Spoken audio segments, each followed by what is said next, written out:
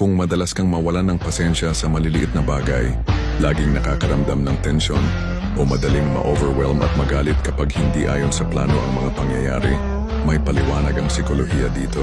Hindi lang ito dahil mainitin ang ulo mo. Malamang ay dumaan ka sa maraming sakit at pagkadismaya.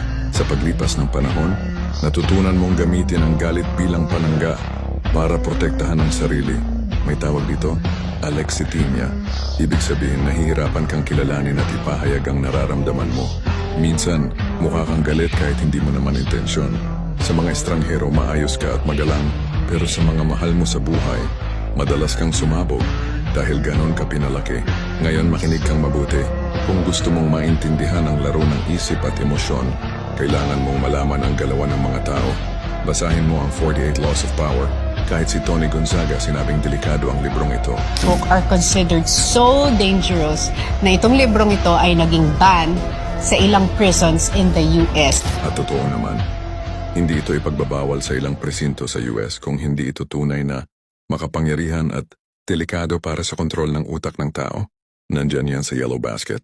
Kung lumaki ka sa kapaligirang puno ng batikos, walang papuri, at walang emosyonal na pag-aalaga, nag-iiwan ito ng sugat sa puso. Nararamdaman mong wala kang magawa at hindi ka mahal hanggang sa maipon ang sakit at kahit maliit na bagay ay kayang magpasiklab sa'yo.